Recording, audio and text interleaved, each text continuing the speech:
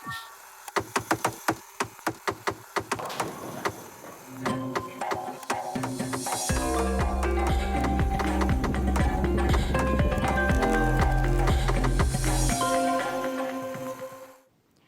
tengah hari dan salam sejahtera. Lagi bersama saya Jessica Chung. Ini ringkas TVS. Keseluruhan kaki tangan Hospital Miri yang bertugas di Jabatan Kecemasan dan Trauma telah digantikan dengan kaki tangan daripada jabatan lain. Ini adalah untuk membendung penularan wabak COVID-19. Menteri Pengangkutan Sarawak yang juga Menteri Bertanggungjawab bagi Jawatankuasa Pengurusan Bencana Bahagian Miri, Datuk Lee Kim Shin, tindakan itu telah membolehkan pihak hospital melaksanakan mobilisasi kaki tangan untuk membantu Jawatan Kecemasan dan Trauma. Sementara itu, menurut pengarah Hospital Miri, Dr. Jack Wong Siu Yu, Hospital Miri mula menerima kes positif COVID-19 dalam kalangan petugas kesihatan sejak 11 Januari 2021. Selain menggantikan kaki tangan yang bertugas di Jabatan Kecemasan dan Trauma dengan kaki tangan dari jabatan lain, pihak hospital juga menerima tambahan petugas kesihatan daripada daerah-daerah lain.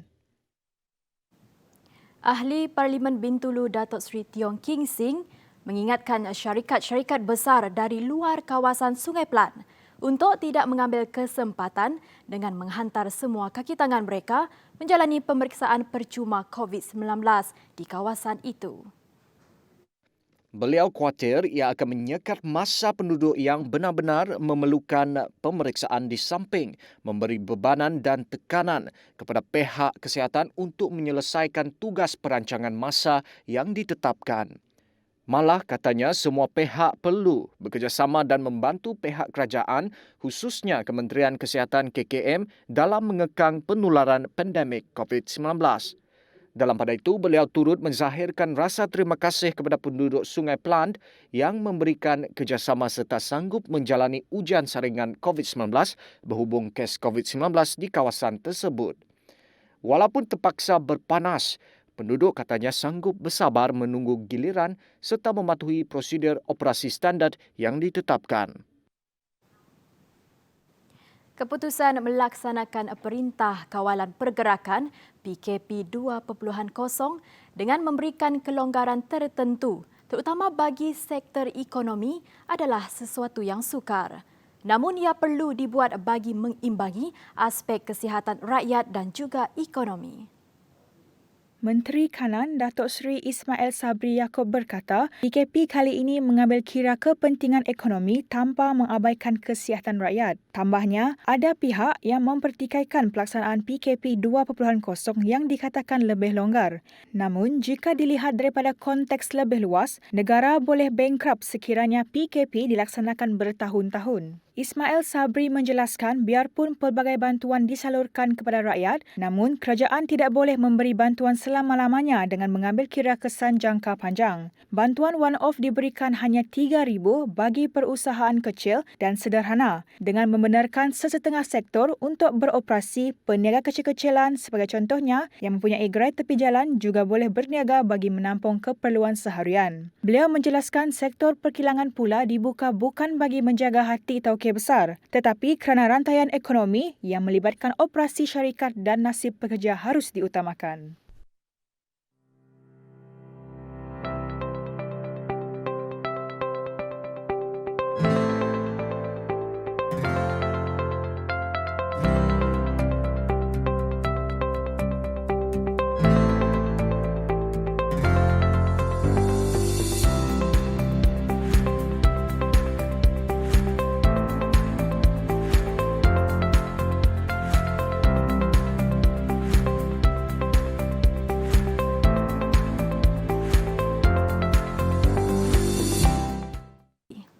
Empat lelaki tempatan dan 10 pendatang asing tanpa izin parti warga Indonesia diberkas dalam op benteng COVID-19 di 2 lokasi berasingan di sekitar Serian. Menurut Komander Pasukan Gerakan Am PGA Brigade Sarawak SAC Manca Atta, anggota dari cawangan Resek Batalion 11 PGA yang bertindak atas maklumat membuat tangkapan pertama setelah menahan sebuah kenderaan disyaki membawa parti di pekarangan letak kereta di bawah Jambatan Sadong, Jalan Serian, Keseriaman. Pihaknya merampas sebuah kenderaan pikap yang digunakan untuk aktiviti penyeludupan parti dengan anggaran jumlah rampasan keseluruhan bernilai RM56,600. Tangkapan kedua pula dibuat setelah anggota dari unit resik Ibu Pejabat Brigade Sarawak PJM mengekori dua kenderaan dari Jalan Kampung Tebekang sehingga ke Jalan Serian Kuching dan simpang ke Pasar Baki Lama. 3 lelaki tempatan dan 5 lelaki warga negara Indonesia ditahan setelah pemeriksaan dibuat ke atas kenderaan. Pemeriksaan lanjut mendapati kesemua lelaki Indonesia tersebut tidak mempunyai dokumen yang sah memasuki Malaysia. Pihaknya turut merampas 2 kenderaan yang digunakan untuk aktiviti penyeludupan parti, 5 telefon bimbit pelbagai jenama serta wang tunai sebanyak RM5,780 dengan anggaran jumlah rampasan keseluruhan adalah bernilai RM60,880. Kesemua tangkapan dan rampasan dibuat di bawah Seksyen 15 Akta Anti Pemerdagangan Orang dan Anti Penyeludupan Migran ATIPSOM 2007, Seksyen 6-1-C, Akta Imigresen 1959, Akta 155 dan Akta Pencegahan dan Pengawalan Penyakit Berjangkit 1988, Akta 342. Kadar jangka pendek dijangka kekal stabil pada Isnin susulan campur tangan Bank Negara Malaysia BNM untuk menyerap lebihan mudah tunai daripada sistem kewangan. Mudah tunai pada Isnin dianggarkan berjumlah RM35.73 bilion dalam sistem konvensional dan RM28.3 bilion dana Islam. BNM akan melaksanakan 2 tender pasaran wang konvensional masing-masing RM1 bilion selama 8 dan 14 hari.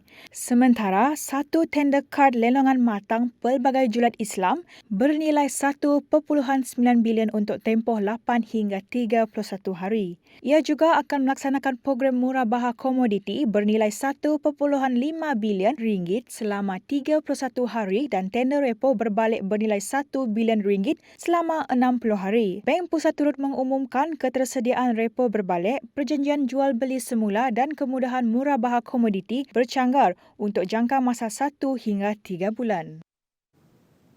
Laporan itu tadi mengakhiri ringkas TVS untuk jam ini. Teruskan kesetiaan anda bersama kami di saluran 122 Astro. Ingat, peperangan kita menentang COVID-19 masih belum selesai.